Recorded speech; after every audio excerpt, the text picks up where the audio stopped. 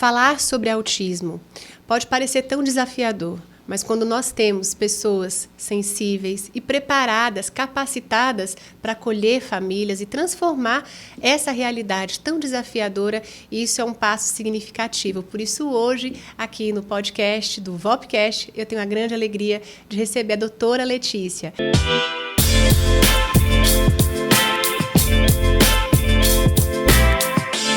Ela que é médica, ela que... Gente, o currículo é tão grande que eu preciso olhar, tá bom?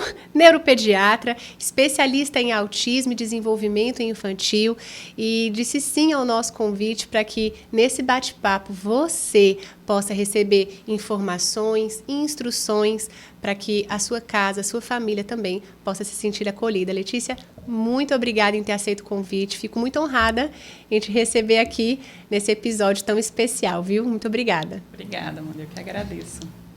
Vamos lá, então, para começar esse nosso bate-papo, eu queria que você pudesse compartilhar com a gente como que surgiu inicialmente esse interesse dentro da medicina em desenvolver esse trabalho junto à neuropediatria. Quando eu decidi isso, já foi dentro da pediatria, né? A gente faz a residência médica em pediatria e depois complementa com a residência em neurologia infantil. Quando eu estava ainda na pediatria, né, eu percebia que na internação ali, no pronto-socorro, nos pacientes da enfermaria, os pacientes neurológicos eram os pacientes que a maioria dos médicos não queriam seguir, porque eram pacientes um pouco mais difíceis, eram pacientes que tinham internações muito prolongadas, seja pacientes que tivessem alguma deficiência física ou algum problema de crises convulsivas, por exemplo, eram famílias que normalmente elas já eram famílias muito ansiosas, porque são internações mais frequentes, e eu percebia que a maioria dos colegas médicos, eles não desejavam acompanhar aquela família por muito tempo, porque eram quadros mais desafiadores. E eu sempre gostei um pouco disso, né? Eu disse, não, eu vou tentar entender o porquê que essas famílias elas são tão desassistidas. Quando a gente começou a parte ambulatorial, foi que eu consegui ter mais acesso às famílias de pacientes com autismo. E eu senti essa mesma dor deles, né? Assim, como fosse uma grande caminhada em que eles precisassem ter pessoas sempre próximos, sejam os profissionais da equipe terapêutica, seja o próprio médico. Eu percebia que eram famílias que ficavam um pouco desassistidas. Elas se sentiam muito sozinhas, elas não sentiam esse acolhimento, porque não é algo que você vai resolver a curto prazo. São famílias que a gente tem que seguir uma jornada junto, como uma grande caminhada mesmo.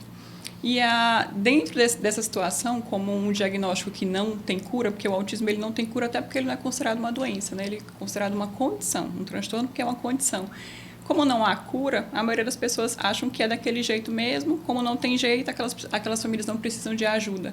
E é aí que a gente vê que não é, né? Como é uma grande caminhada, a gente faz um casamento com essas famílias e isso para mim foi o que fez eu decidir. Eu preciso estar com essas famílias porque elas precisam de ajuda. Poucas pessoas querem fazer isso e eu acho que eu posso ajudar. Então, foi um sim a uma assistência duradoura, prolongada, e que você pode hoje também acompanhar a evolução que acontece não só com a criança, mas na vida adulta, adolescente, né, na vida já mais madura. Bom, então vamos lá. A primeira pergunta é como que o diagnóstico ele pode trazer um impacto significativo para essas famílias? O que é que eu percebo até dentro do consultório? Algumas mães passam por esse estágio, esse período da negação. Em alguns momentos, ele se torna até mais prolongado. Por exemplo, eu levei o meu filho para o pediatra, ele trouxe para mim essa possibilidade de um diagnóstico de TEA, mas eu não quero aceitar isso, eu não vou aceitar isso. E por muito tempo, 1, 2 anos, já acompanhei gente que levou 3 anos, né, e a criança ficou desassistida por 3 anos. Então, como é que a gente pode reduzir esse impacto? E na sua prática clínica, como é que você percebe essa intervenção mais pontual, precoce, o acolhimento, enfim? Faz parte, na verdade, Amanda, da gente como médico, né? Da nossa formação mesmo, entender que essa fase, que a gente chama fase de luto, fase da aceitação, é algo esperado. E a gente como médico também precisa entender, né? A gente como profissional, poxa, eu entendo porque, imagina, se você vai receber um diagnóstico de que o seu filho pode ser uma criança que não evolua como a outra, né? As mães sempre questionam assim, doutora, eu tenho muito medo. A maior preocupação é o medo do meu filho não conseguir ser como as outras crianças, de não conseguir estudar, trabalhar, casar, ter filhos. Então, é o medo da gente não saber como que vai ser dali para frente, porque a caminhada realmente é diferente, né? Você pode, inclusive, ter muitas crianças dentro do espectro do autismo, elas serem crianças completamente diferentes, com características diferentes e com evoluções diferentes também. Então, não é porque são duas crianças que receberam um diagnóstico ali na mesma hora que elas vão ter a mesma evolução. Isso muda muito. Então, tem crianças que realmente não desenvolvem fala, tem crianças que desenvolvem fala um pouco mais rápido, outras têm mais dificuldades sociais, outras têm mais dificuldades comportamentais do ponto de vista de agitação, de inquietação. Então, é como se a família entrasse num caminho desconhecido. E faz parte da nossa formação também, é para ser, né, como profissional, dar esse acolhimento, ter esse atendimento mais integral, com empatia, de dizer, vai ser difícil no começo, porque realmente a carga horária de terapias é uma carga horária muito puxada, é muito cansativo você ficar levando seu filho para muitas terapias, você gostaria de levar sua filha para o balé e você precisa levar ela para o fonoaudiólogo. Você quer levar o seu filho para uma festinha de aniversário, mas tem um horário da terapia que você precisa cumprir. Então, assim, são muitas demandas. E o maior medo que eu vejo da família é realmente não saber como vai ser. Será se daqui a 5 anos ele já vai estar falando como as outras crianças? Então, a informação eu acho que é importante, porque se a gente diz assim, o autismo é um problema, não, o autismo ele não é um problema, mas a desinformação é. A partir da informação, a gente consegue orientar aquela família. Olha, a gente precisa começar essa intervenção de forma precoce. Se seu filho começar isso bem pequenininho, a gente tem mais chance dele evoluir em fala, em socialização, em comportamento. As terapias elas têm que estar muito bem alinhadas, a família tem que entender o porquê daquelas terapias. Se eu entendo por que meu filho está fazendo fonoaudiólogo, eu vou ter o entendimento de perguntar para o fonoaudiólogo como que eu posso estimular ele em casa também, para que esse tratamento seja mais expandido, para que ele consiga ter mais possibilidades. Então, a informação, eu sempre acho e sempre falo para as famílias que é a palavra-chave. Você entender o que é essa condição e você saber o que você precisa fazer para o seu filho e saber como você pode ajudá-lo também em outros ambientes, em casa e na escola. Um outro ponto que eu acho importante também é essa família, diante desse diagnóstico, eles terem muito apoio emocional e o autocuidado. O apoio emocional que eu digo é conversar com outras famílias, para entender como que essas famílias que estão passando pela mesma situação estão lidando com essas dificuldades, como que ele pode estar... O que eu posso fazer também que eu vejo que tem alguém que tenha mais experiência do que eu, que já passou por isso aqui. As dinâmicas podem se assemelhar, né, e contribuir nesse processo. E contribuir com o que você está passando. O apoio emocional que eu digo é você, como mãe, como pai, como um cuidador mesmo, procurar um apoio psicológico de profissionais que te ajudem nessa jornada, porque realmente, se a gente for ver, a maternidade já é uma jornada muito cansativa, no sentido de muitas atividades, né? Então, você tem que ser mulher, você tem que cuidar do casamento, você tem que cuidar da casa, você tem que cuidar dos filhos, e aí, de repente, vem uma outra atividade que seria levar as crianças para as terapias, você entender que a maternidade atípica ela vão ter mais demandas, vão ter mais situações que vão precisar de você. Então, o apoio emocional inclui você ter o apoio de familiares, o apoio de profissionais que possam ajudar essas famílias, e o autocuidado seria eu sempre falo isso para as mães, você fazer coisas que sejam boas para você também. Coisas que você fazia antes de toda essa situação que tá acontecendo. Então, a mãe diz assim, antigamente eu saía para jogar vôlei, e agora nunca mais eu fui. Antigamente eu conseguia ler um livro, e depois que tudo aconteceu, parece que eu não sobrou tempo mais para nada, então eu não consigo mais fazer isso. Então, o autocuidado significa, como que eu posso fazer para estar bem, para que o meu filho também esteja bem? Aquela história, a gente colocar a máscara de oxigênio na gente primeiro, para que depois eu consiga organizar tudo isso. Então, acho que essas são chaves importantes. E, assim, esse ponto que você trouxe é fundamental. É aquela história, a mãe ela cria expectativas desde a gestação. E a desconstrução de toda a expectativa que foi criada em cima da maternidade, em cima do filho, da filha que está chegando, é o primeiro desafio. Porque é olhar para aquela condição desconhecida, totalmente fora do que eu idealizava, do que eu pensava, e eu dizia assim, agora o que é que eu vou fazer?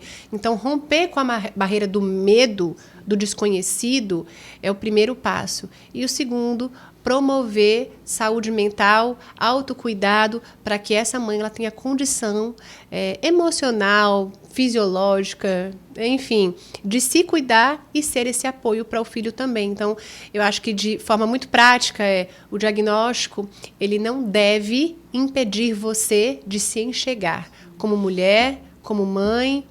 E uma pergunta super interessante que eu já quero engatar aqui, tá? A gente estava conversando um pouquinho antes e eu achei essa pergunta incrível que ela trouxe. Como e se é possível ser leve? Encontrar maneiras de lidar com esse diagnóstico de forma leve. Sim, com certeza é. E vão ter fases, né, Amanda? Vão ter fases em que acho que a gente se conhecer é entender. Eu preciso que o meu filho faça um tratamento que é cansativo, mas eu preciso estar bem. Então, tentar equilibrar isso, né? Eu vejo muitas mães que, às vezes, têm essa dificuldade de se colocar em primeiro lugar. Então, trazer a leveza para dentro da família seria buscar ajuda. E aí eu acho que você dividir tarefas importantes seria muito importante para que você consiga ter esse tempo para você cuidar e ter o pensamento organizado. Eu vejo famílias que, às vezes, chegam no consultório e é aquela desenfreado. Quero fazer tudo, quero fazer logo, e aí aquilo ali bagunça demais e desorganiza muitas vezes. E eu sempre falo, a direção é mais importante do que a velocidade. Opa! Mães, pais, escutem isso. A direção, ela fundamenta a velocidade para você alcançar o destino. Perfeito. E assim, o pensamento organizado sempre diz, olha, organize o pensamento. Calma, vamos organizar aqui. O que é uma prioridade agora? Então, vamos estabelecer isso aqui no tratamento como uma prioridade. E, junto com isso, o que é importante para você, para que você tenha, que você esteja bem? Então, o apoio da família é algo importante. O autocuidado, como eu falei, as mães, a maioria das vezes, elas não buscam fazer uma atividade física. E nem sobrou tempo, então vou deixar isso aqui para lá.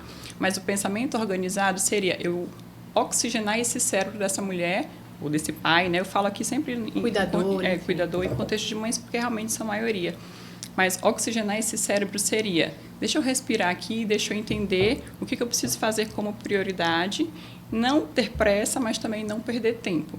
Eu acho que organizar o pensamento seria a chave para essas famílias e buscar realmente a ajuda, a informação, o autocuidado e a aceitação do diagnóstico também, né?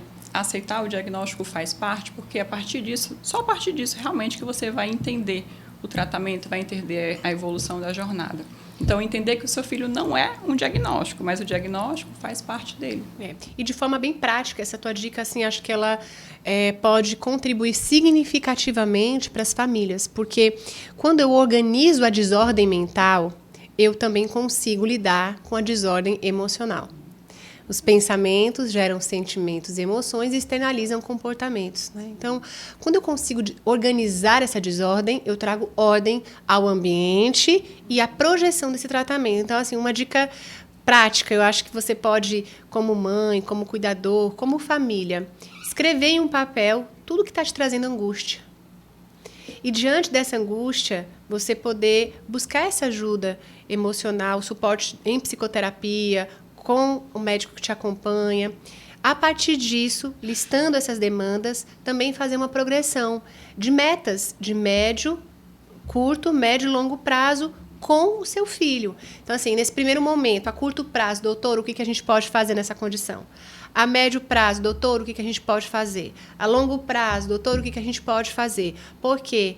Porque eu acredito que é como se eu pudesse olhar para o fim, assim, do túnel, encontrar aquela esperança e dizer assim, olha, a longo prazo existe luz. Existe essa esperança. Então, organize os seus sentimentos, organize os seus pensamentos e, de forma estratégica, as suas ações. Óbvio que a gente falando assim até parece fácil, mas não é. Então, quando você tem esse apoio, estou te colocando aí um risco, porque quando os pacientes chegarem agora e virem, doutora, eu quero fazer aquele mapeamento, as nossas metas, a curto, médio e longo prazo. Você vai dizer assim, Amanda, mas eu acho que isso pode ajudar, né, de maneira bem efetiva, a projeção do tratamento. Ajuda. Uma das perguntas que eu vejo, né, que as famílias mais fazem é, uma das características, né, do transtorno do espectro autista é um prejuízo na comunicação, né? Comunicação social, mas manifestada principalmente por um atraso de fala. E aí, sempre a principal queixa quando as famílias vêm, né? Meu filho não fala, né? E aí a gente avalia e vê se ele realmente se enquadra ali dentro do TEA. E a pergunta, eu acho que a pergunta recorde do consultório é, será que meu filho vai falar? E aí, a gente sempre, eu sempre coloco, nossa expectativa é que isso aconteça e a gente precisa se empenhar para isso, né? Como vai ser mais na frente, depende muito do que a gente faz por ele hoje. Então, vamos realmente investir no tratamento adequado para ele, para que ele tenha essa possibilidade. Então, a nossa expectativa é que realmente ele se desenvolva em toda a sua potencialidade, que ele adquira o seu potencial máximo. Não comparando ele com uma outra criança, mas comparando com ele antes. O que ele fazia, o que ele faz hoje, que ele não fazia antes. Retirar, né? essa questão da comparação, né? com o outro, que existe em toda a esfera, em todo ambiente. Então, você está me dizendo que acompanhar o processo de evolução dessa criança consigo mesma é algo muito positivo. E vendo ele como um ser humano individual. Porque quando a comparação sempre gera, né, muita frustração. E aí você comparar ele com o coleguinha da sala, né? A gente fala para não comparar, mas o ser humano compara, a gente compara, né? Mas eu sempre digo, não vamos comparar essa criança com o coleguinha da sala, vamos comparar ele com o que ele não fazia há 6 meses atrás. Isso. Então, há 6 meses atrás ele ainda não falava, não formava uma frase de até 3 palavras, e agora ele já faz. A nossa programação é que, mais na frente, ele já tem uma fala funcional, para que quando você pergunte o que você fez na escola hoje, ele já consiga dizer, mãe, eu lanchei uma coxinha, eu comi um pão de queijo depois, e eu brinquei com o José, e depois eu pintei um boneco, por exemplo. É uma fala já funcional, em que ele precisa organizar, planejar aquela fala para recontar algo que aconteceu, que já é uma programação a médio e longo prazo, mas inicialmente é começar as terapias, desenvolver pré-requisitos de fala, o contato visual, o apontar, a atenção sustentada, para que mais na frente essa fala possa vir. Então é importante que a família entenda que isso é uma estruturação mesmo, a curto prazo. Olha, eu sou da época que a gente fazia scrapbook. Nem sei se tem hoje, tá? Mas tive uma ideia aqui. Muitas famílias poderiam também montar o álbum de evolução do seu filho. Então, são ganhos tão significativos. A estruturação de uma fala, como você disse agora, com 3, 4 situações diferentes, é uma conquista gigante. E a gente precisa celebrar as pequenas conquistas. Quando a gente despreza os pequenos começos, os pequenos avanços, a gente não consegue até criar uma injeção emocional para suportar os desafios mais intensos e mais profundos que vão existir durante essa jornada. Vão acontecer de maneira recorrente, talvez, mas eu acho que quando a gente consegue enxergar isso de forma clara, olha o que está acontecendo. Eu usei o exemplo do scrapbook porque eu me lembrei uma vez que, durante uma situação bem desafiadora que eu vivi familiar, eu tinha um caderninho e aí eu colava imagens, eu anotava palavras, coisas que me tinham feito suportar aquele momento tão difícil e geravam esperança no meu coração. Porque quando a gente adia esperança, a alma adoece. Então, ter essa projeção mais perto do que está acontecendo é trazer também fôlego para o coração, é oxigenar esse cérebro, oxigenar as emoções para a jornada ir adiante.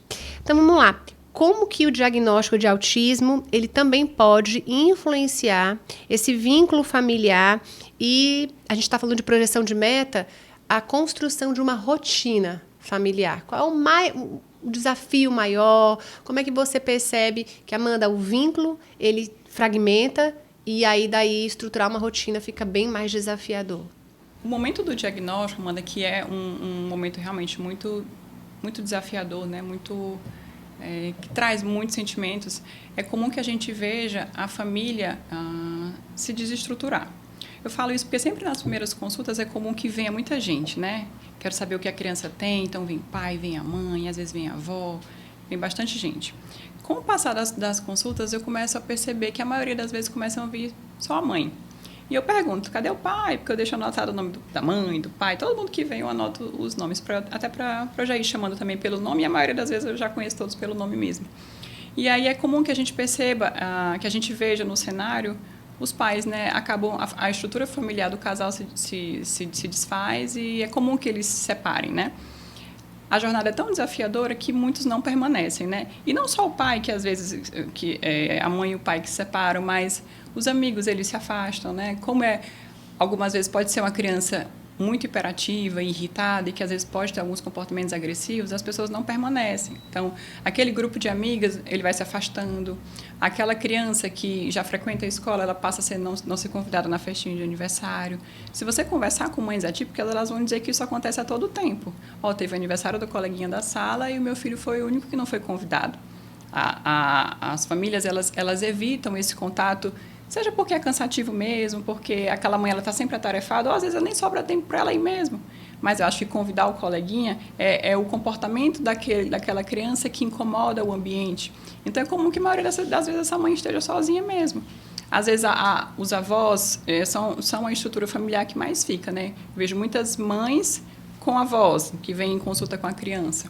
Então, o autocuidado seria, eu como mulher, o que eu posso fazer também para não esquecer desses pilares importantes, né? A minha saúde física e emocional, a minha saúde no meu casamento também, como que eu posso fazer para alimentar esse pilar que também é importante, até para que a minha família esteja ali. E esses desafios eu vejo que são coisas que as mulheres elas vão tentando, são os pratos que elas vão tentando empilhar, né, que muitas vezes não conseguem e que culmina às vezes numa separação, num divórcio, os amigos abandonam as questões sociais, os ambientes sociais eles vão ficando mais escassos mesmo. E acho que essa ajuda, você ter esse olhar e esse apoio, pelo menos para escutar o que essa mãe tem a dizer. Muitas delas, elas entram no consultório, elas não conseguem nem falar, elas só choram. Elas falam assim, eu estou tão cansada, doutora, eu estou tão cansada que eu não consigo nem falar. Nessa hora eu entendo, no meu olhar hoje, não vai ser tanto para a consulta da criança. Eu preciso olhar para ela, para que ela... Acolher essa mãe. Porque, de repente, você é quem vai oferecer para ela essa injeção emocional para que ela possa voltar para a realidade do dia a dia, que não é fácil, e poder se reconhecer diante dessa realidade. Agora, eu queria que a gente falasse um pouquinho sobre os casos onde essa leveza se manifestou no consultório. Compartilha aqui com a gente algum diagnóstico, alguma família que você acompanhou durante toda a sua jornada e que te tocou profundamente a situação. Amanda, olha, aconteceu essa situação e eu me lembro como se fosse hoje, o tanto que eu também me alegrei. Porque às vezes a gente olha assim e diz assim, eu brinco, olha gente, psicólogo celebra. Quando o paciente ali está feliz, quando ele está triste, quando ele consegue alcançar o objetivo que foi traçado como meta terapêutica. Então, eu acredito que isso também acontece na sua realidade. Então, compartilha com a gente uma história aí que você também celebrou no seu coração quando escutou uma mãe, um pai, uma família. Sim. Pequenas alegrias, né? Eu sempre falo isso no consultório, celebrar pequenas alegrias, né? Acho que quando a criança fala a primeira palavra, né, é sempre algo que a gente comemora. Eu comemoro, os pais comemoram. Mamãe, água, me dá. Recentemente eu tive uma notícia dessas, era uma criança próximo dos 2 anos que tinha um atraso de fala importante, iniciou as terapias e a mãe muito... colocando muita expectativa, mas ao mesmo tempo um pouquinho desencorajada também, porque não é um tratamento que você vai ter uma resposta na primeira sessão que você vai no fonoaudiólogo, né? Eu sempre falo, eu disse, vamos ter paciência. Construção, o tratamento é tijolinho por tijolinho, processo devagar, mas que é algo que você precisa ir alimentando, né? Eu sempre uso exatamente essa frase, tijolinho por tijolinho, um trabalho de formiguinha, para que mais na frente a gente comemore. A primeira palavra, essa semana mesmo, no consultório, tive uma família que comemorou. A senhora nem acredita que ele começou a falar. Ele já falou mamãe, água e bolo. Eu disse, olha só, daqui a pouquinho vai estar falando tanto que a senhora vai mandar ele parar de falar, que esse menino está falando demais. Que agora a gente já quer que pare de falar porque está uma matraca. Aí elas falam, se Deus quiser, vai dar certo. E chega realmente, a doutora já está falando tanto, chega na escola contando as fofocas, vai lá na casa de não sei o quê, já está contando as histórias, tudo. Eu disse, olha que coisa boa. Isso é algo que a gente comemora, né? Uma evolução, como eu falo, não comparando com uma outra criança, mas o que essa criança não fazia, que agora ela já faz. E a partir do momento que você vê a criança evoluindo, você vai tendo mais tranquilidade também. Você vai tendo aquela segurança. Você tem que confiar também no profissional que está com você e acreditar, poxa, o tratamento é esse, eu preciso fazer para que eu colha frutos na frente, né? Então, assim, quando você vai vendo a criança evoluir, isso vai dando mais tranquilidade, vai dando mais segurança também, até para você, um alimento a mais para você continuar a jornada. Eu me lembro uma vez que eu fui convidada para dar uma palestra para um grupo de mães que tinham os filhos com diagnóstico de autismo. E eu fiquei desesperada, porque eu disse assim, como é que eu vou falar alguma coisa para essas mães? Eu quero sentar para escutar elas falarem as suas histórias, eu gosto de escutar e eu aprendo quando eu escuto. E aí eu lembro que no dia eu comecei a palestra falando justamente isso. Olha, eu não quero estar aqui em cima desse palco, aí eu desci Eu disse, na verdade, eu queria escutar vocês, porque eu acho que vai ser uma troca positiva. Enquanto eu pensava no que falar, né, o que a gente podia compartilhar, eu me lembrei o que é estar do outro lado. Porque quando eu estive doente, né, na época que eu tive câncer, eu não podia ser a mãe que eu gostaria de ser para os meus filhos. Não tinha como eu exercer a minha atividade de levar para um médico, de levar para a escola, as coisas do dia a dia. Então, eu posso falar nessa perspectiva que o que você tem é um tesouro. Que a tua saúde é um tesouro. Você levantar todos os dias com a garra que você tem e ter a possibilidade de ir para uma consulta com seu filho é um presente, se agarre a isso. E aí a palestra fluiu, a gente conversou e foi muito bom. Enfim, passou voando. Passou rápido. Rápido. E para encerrar, eu quero te pedir aqui, como o VOPcast fala de vida, otimismo e de propósito, o bate-bola em 1, 2, 3 palavras para as famílias, tá? Uma dica para a vida, as famílias com um filho com TEA. Informação, a base de tudo, informação. Saber como fazer o melhor para ele. Apoio emocional e autocuidado. Acho que são palavras-chave. Uma dica de perspectiva otimista para a família. A criança tem um potencial de capacidade neurológica extremamente grande, muito maior do que o meu, do que o seu, Amanda. Então, a criança tem a neuroplasticidade, que é a capacidade que ela tem de adquirir habilidades, muito mais do que um adulto, por exemplo. Então, a gente focar nisso como algo que seja um potencializador. E para encerrar, uma dica sobre viver com propósito, a questão do autismo. Viva cada dia, né, com sabedoria no sentido de veja o que o seu filho tem de bom, né? Foque nas habilidades dele também, não só nos prejuízos. A maioria das vezes a gente está dizendo ali o que a criança ainda não faz, mas o que ela já faz, né? Uma habilidade grande que ele tenha. Será se é uma criança que tenha uma alta habilidade, que é como que a gente veja também dentro do espectro, ou o que ele já adquiriu como algo que seja de bom, né? Você não olhar para ele só como alguém que tenha prejuízos, mas olhar assim para as qualidades dele, ver o seu filho realmente como ele é e focar nas habilidades que ele tem. Então, muito obrigada, doutora Letícia. Fiquei extremamente honrada em te receber aqui. Foi muito especial e eu tenho certeza que quem assistiu aqui com a gente recebeu muita informação relevante e importante para essa jornada. E você que acompanhou a gente até o fim, compartilhe com outras pessoas. Afinal de contas, temos aqui muitas orientações preciosas que eu tenho certeza vai contribuir para a sua casa e para a sua família. Então, 3ª temporada do VOPcast no ar. Compartilhe.